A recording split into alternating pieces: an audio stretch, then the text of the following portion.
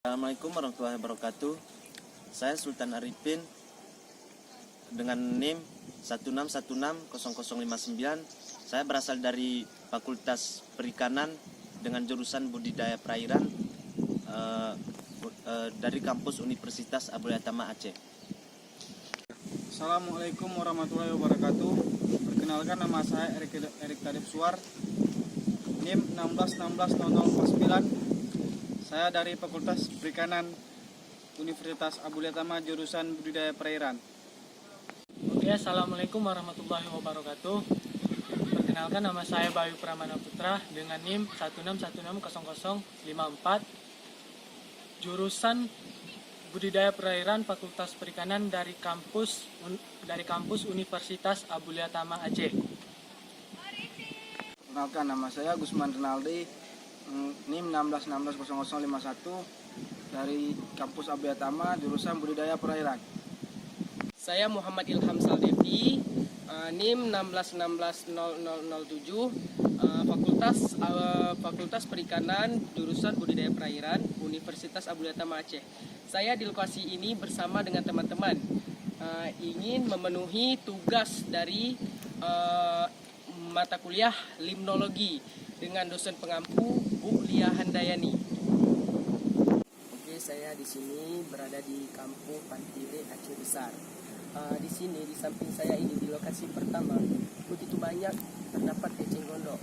Di mana eceng gondok ini apabila jumlahnya sedikit di suatu perairan, maka dia akan menjadi bermanfaat, yaitu tempat bertelurnya ikan-ikan.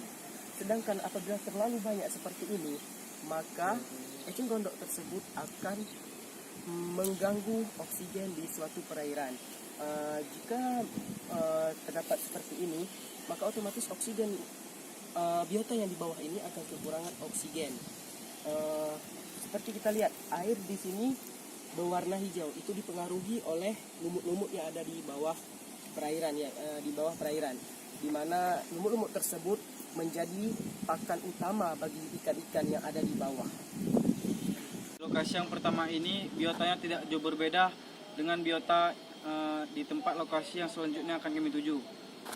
Di sini terdapat biota yaitu ikan nila dengan nama latin Oreochromis niloticus dan ikan mujair Oreochromis mosambicus, dan ada juga ikan gabus yang nama latinnya Channa striata. Di lokasi ini terdapat juga biota-biota lain seperti keong emas, dan ada juga seperti kura-kura, dan ada juga binatang-binatang lain seperti capung, dan ada juga hama-hama bagi ikan seperti biawak. Di perairan ini kita bisa langsung saja melihat terdapat biota, yaitu contohnya seperti yang ada di tangan saya, yaitu ikan nila yang nama latinnya Oreochromis niloticus. Kayak bisa dilihat sendiri. Dari beberapa macam ekosistem bahwa dapat kita ketahui salah satunya yaitu ekosistem sungai. Ekosistem sungai ini dapat kita lihat seperti yang di belakang saya ini ekosistem sungai dapat kita katakan seperti ekosistem air. Mengapa? Dua alasan mengapa ekosistem sungai ini sangat menarik, yaitu mempunyai aneka kehidupan biota yang sangat beragam dan juga mempunyai perubahan fisik kimia yang bisa dipengaruhi oleh berbagai macam fisik. Beberapa ciri utama yang dimiliki oleh ekosistem sungai ini antara lain, yang pertama, adanya air yang terus mengalir dari arah hulu ke arah hilir. Yang kedua, terjadinya variasi fisik dan juga kimia dan tingkat aliran air yang sangat tinggi. Dapat kita ketahui mengapa sangat unik, di aliran sungai ini memiliki berbagai macam ekosistem kehidupan bagi biota dan kehidupan lainnya. Yang ketiga, dihuni oleh berbagai macam tumbuhan dan juga binatang yang telah beradaptasi dalam kondisi aliran sungai. Itulah beberapa ciri utama yang dimiliki oleh ekosistem sungai. Perlu kita ketahui bersama bahwasanya ciri atau karakteristik tersebut hanya dipengaruhi atau dimiliki oleh ekosistem air.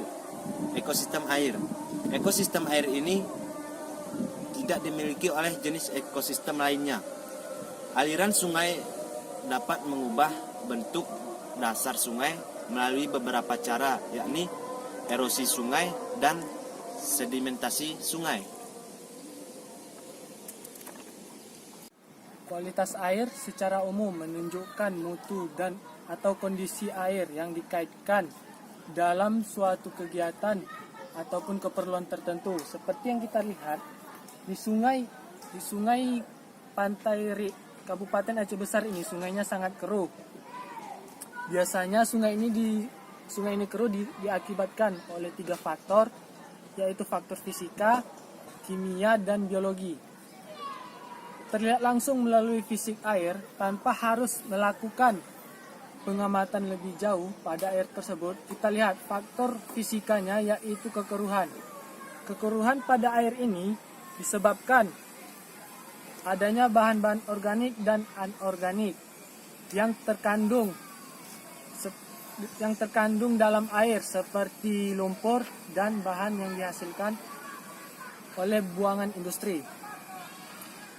Untuk faktor kimianya, penyebab keruhnya air ini biasanya disebabkan oleh banyaknya senyawa kimia yang terdapat dalam air ini.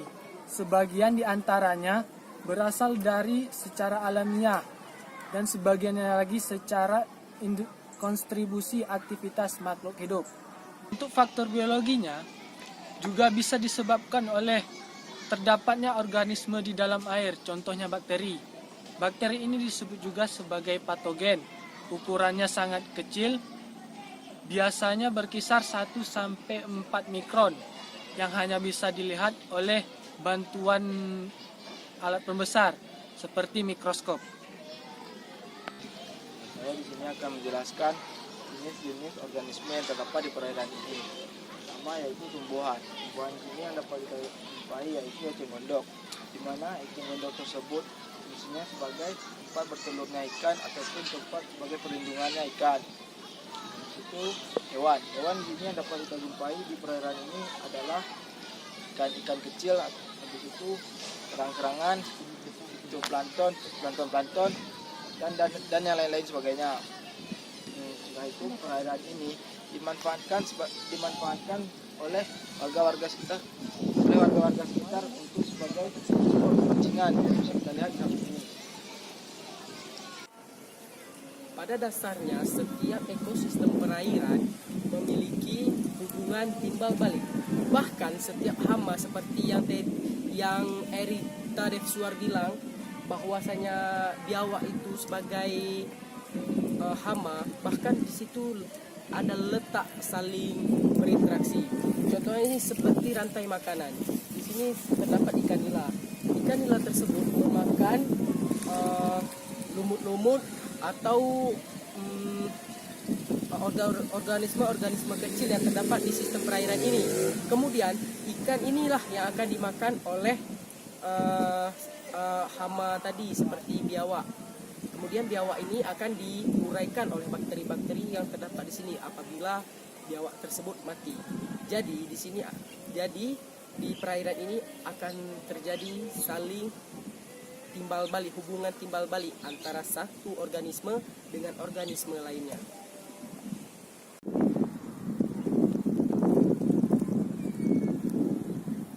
Oke, sekian dari kelompok kami. Mungkin dari penelitian kami mungkin ada kata-kata yang salah atau kurang berkenan. Mohon dimaafkan. Saya tutup. Wabillahi taufiq wal hidayah. Assalamualaikum warahmatullahi wabarakatuh.